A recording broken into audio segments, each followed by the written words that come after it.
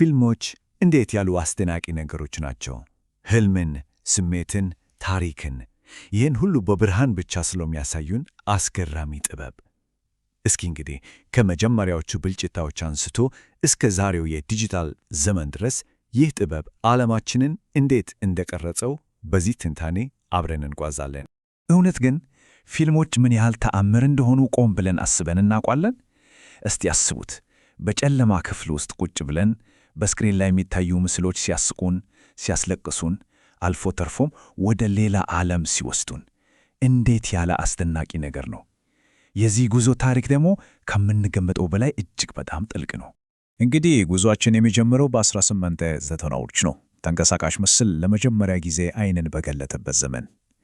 ከዚያም በዝምታው ዘመን ውስጥ እናልፋለን። ቀጥሎ የሆሊውድ ወርቃማ ዘመን አለ። ከዚያም አዲስ የፊልም አሰራር ማዕበሎች መጥተው በመጨረሻም ዛሬ ወዳለንበት የዲጂታል ዘመን እንደርሳለን። እሺ፣ እስኪ ጉዛችንን ከመነሻውን ጀምር።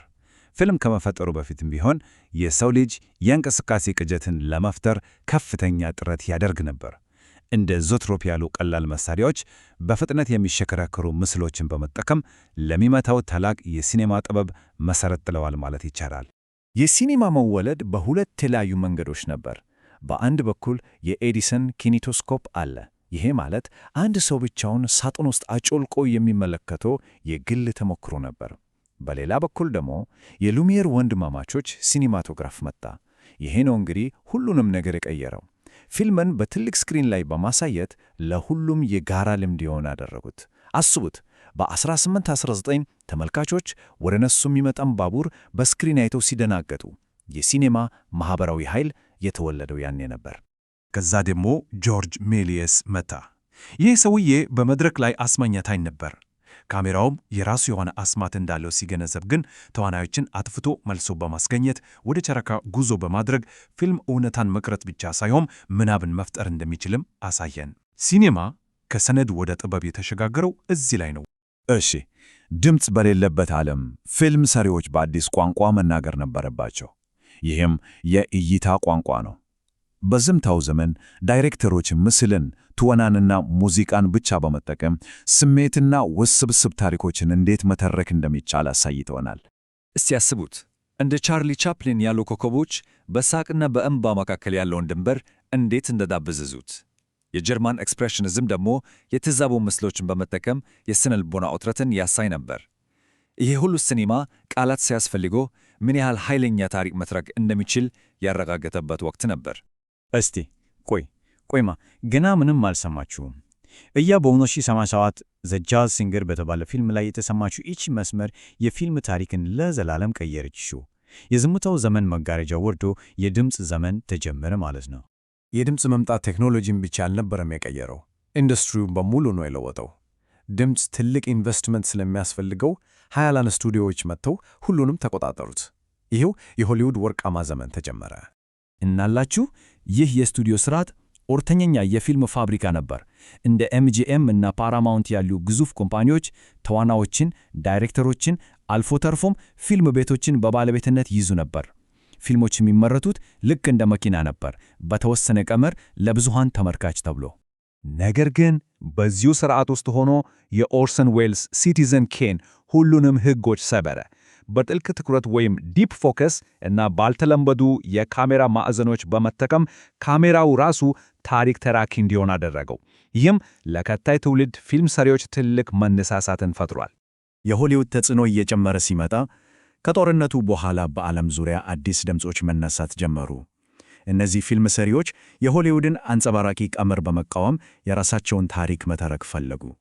ከጣሊያን ኒውሪያሊዝም እውነተኛ ጎዳናዎች አንስቶ እስከ የኩሮሳዋ ሳሙራይ ታሪኮች እንዲሁም የፈረንሳይ አዲስ ሞገድ የፈጠራ ነጻነት ድረስ ሲኔማ የአሜሪካ ብቻ ሳይሆን ዓለም አቀፋዊ ቋንቋ መሆኑን አስመሰከረ።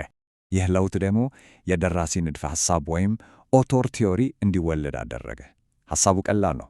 ዳይሬክተሩ የስቱዲዮ ሰራተኛ ሳይሆን እንደ ጸሐፊ ወይም ሰዓሊ የፊልሙ ዋና ደራሲና ባለራዕይ ነው።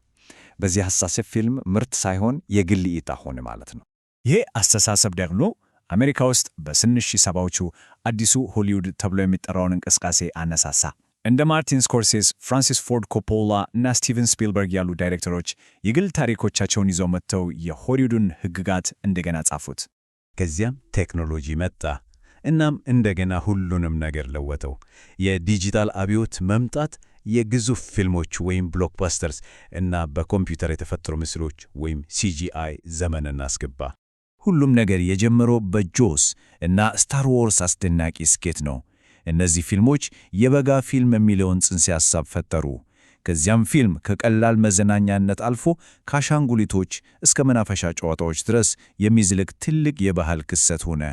ከዛ ደግሞ ሲጂአይ ወይም የኮምፒውተር ምስሎች ሁሉንም ገደቦች አነሱ። ጁራሲክ ፓርክ ዳይኖሰሮችን ከሞት አስነሳ። ቶይ ስቶሪ ለመጫወቻዎች ሕይወት ዘራባቸው። ዘ ማትሪክስ ደግሞ የእውነታን ሕግጋት አመዘዘ። ከዚህ በኋላ በቃ ማይቻል ነገር አልነበረም። ይህ የዲጂታል አብዮት ግን አንድ ትልቅ ክርክር አስነስቷል። በድሮ ፊልምና በአዲሱ ዲጂታል መካከል ዲጂታል ግልጽናና ቅልጥፍናን ቢያመጣም እንደ ክሪስቶፈር ኖላን ያኑ ዳይሬክተሮች ግን የፊልሙ እውነተኛ ገጽታና ስሜት ሊተካ የማይችል ነው ብለው እስከ ዛሬ ድረስ ይከራከራሉ። ይህ ሁሉ እንግዲህ ዛሬ ወዳለንበት ወሳኝ ወቅት ያደርሰናል። በስርጭት አገልግሎቶች ወይም ስትሪሚንግ፣ በዓለም አቀፍ ወረርሽ እና በአዲስ ቴክኖሎጂዎች የሚናወጥ የሲኔማ ዓለም ውስጥ ያለ ነው። እስቲ ይህንን መረጃ እንመልከት። ከምን ጊዜም በላይ ገቢ ካገኙ 10 ፊልሞች ውስጥ 90% የፍራንቻይዝ ወይም የቀድሞ ፊልሞች ቅጂዎች ናቸው። ይህ ምን ያሳያል? ስቱዲዮዎች ከአዲስና ኦሪጂናል ታሪኮች ይልቅ በታወቁ ስሞች ላይ የበለጠ መዋዕለ ንዋይ እንደሚያፈሱ በግልጽ ያሳያል። ይሄ በዛሬው ሲኔማ ልብ ውስጥ ያለውን ትግል ያሳያል። በአንድ በኩል ጥበብ፣ ስጋት መውሰድና አዲስ ነገር መፍጠር አለ። በሌላ በኩል ደግሞ ይዘት ወይም ኮንተንት ቀመርን መከተልና ትርፍ ማስገኘት አለ። ይሄ ነው እንግዲህ ትልቁ ፍትጊያ። ይህ ደግሞ ወደ መጨረሻው ጥያቄ ያደርሰናል። የሲኔማ የወደፊት ዕጣ ፈንታ ምንድን ነው? በአርቲፊሻል ኢንተለጀንስ ወይም ኤአይ ስክሪፕቶች በሚጻፉበትና ምስሎች በሚፈጠሩበት ዘመን እውነተኛ የሰው ልጅ ፈጠራ በሕይወት ይተርፋል ወይስ ሲኔማ በአልጎሪዝም የሚመራ ብረት ይሆናል? ግን አንድ ነገር መዘንጋት የለብንም። የፊልም የወደፊት ዕጣ ፈንታ በሆሊውድ እጅ አይደለም፣ በተራኪዎች እጅ ነው ያለው። በሲኔማ ታሪክ ውስጥ የሚቀጥለው ታላቅ ምዕራፍ ከየትኛውም ቦታ ከየትኛውም ሰው ሊመጣ ይችላል። ምናልባትም ቀጣዩን ታሪክ የሚተርከው ይህንን የሚመለከት